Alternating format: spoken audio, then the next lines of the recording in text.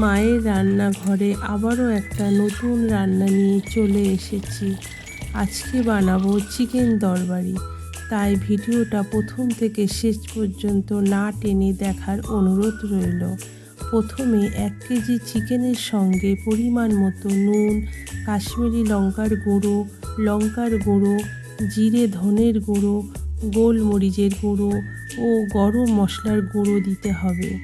এর সঙ্গে পরিমাণ মতো আদা রসুন বাটা এবং 100 গ্রাম টক দই দিয়ে সব কিছু ভালো করে মাখিয়ে নিতে হবে। এরপর ঢেকে প্রায় 1 ঘন্টা ম্যারিনেট করে রাখতে হবে। তারপর গ্যাসে কড়াই বসিয়ে তাতে সাদা তেল দিতে হবে।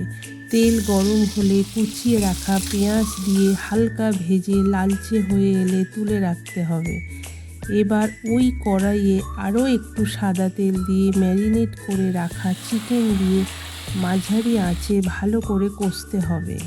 অন্যদিকে ভিজিয়ে রাখা কাজু ও আমন্ড, কেটে রাখা টমেটো এবং ভেজে রাখা পেঁয়াজ মিক্সির বাটিতে দিয়ে একদম মিহি করে পেস্ট বানিয়ে নিতে হবে। চিকেন 50% কষানো হয়ে গেলে সেই পেস্টটা চিকেনের মধ্যে দিয়ে ভালো করে নেড়ে নিতে হবে। এরপর ঢেকে রেখে রান্না করতে হবে যতক্ষণ না মশলা থেকে সুন্দরভাবে তেল ছেড়ে আসে। সব শেষে কাসুরি মেথি ও ধনেপাতা ছড়িয়ে দিয়ে আরও 2 মিনিট ঢেকে রাখলেই তৈরি হয়ে যাবে সুস্বাদু চিকেন তরকারি। ভিডিওটি ভালো লেগে থাকলে অবশ্যই চ্যানেলটিকে লাইক, কমেন্ট, শেয়ার এবং ফলো করে পাশে থাকবেন। দেখা হচ্ছে খুব তাড়াতাড়ি নতুন একটি ভিডিওতে। সবাই ভালো থাকবেন, সুস্থ থাকবেন।